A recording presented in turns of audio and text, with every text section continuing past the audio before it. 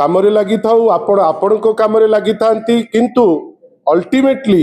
लोकों को सुविधा पाई एपट आड़ू भी उद्यम थाए आपण को आड़ू भी उद्यम थाए आज जो घटना विषय रे एवं ता परवर्ती जो डेवलपमेंट उपरे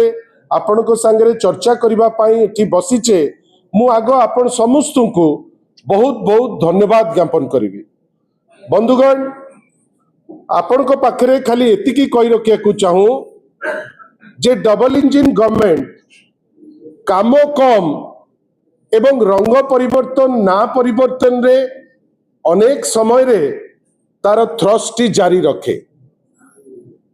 ए सरकार जेतो बळे नुआ नुआ आसिला से समय रे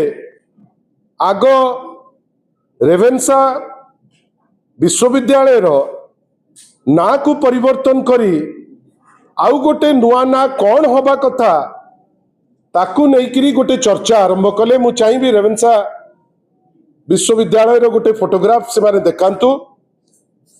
आग चर्चा करागला जे रेवेन्सा विश्वविद्यालय रो जोटा आमर परिचय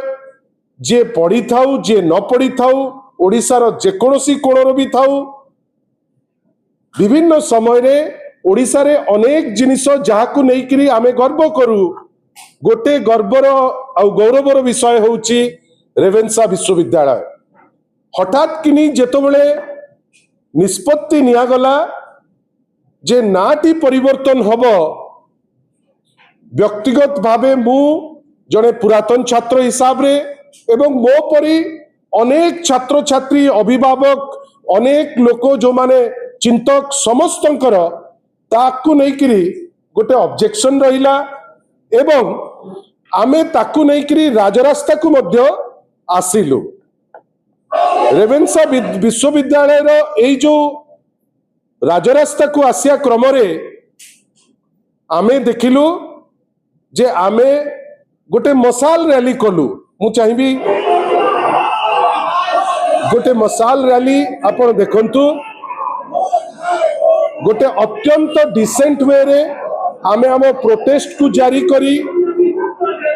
आमर गोटे मात्र उद्यम थिला जे गोटे मेसेज बा वार्ता राज्य सरकार को दबु केंद्र सरकार को दबु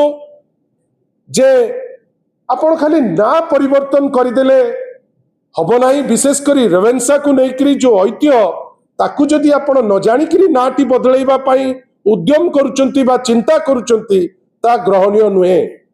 एवं ताठू आउ गोटे बड़ जिनिस होउची जे आपण कोन पाई रेवेन्सा को सेंटर ऑफ एक्सेलेंस करिबा पाई चिंता करू नांती काहे कि ताकू हार्वर्ड और ऑक्सफोर्ड परी गोटे एमिति पोजिशन रे पहुंचेबे जहाकू नैकरी ओडिशा गौरवान्वित हबो जहाकू नैकरी भारत वर्ष गौरवान्वित हबो।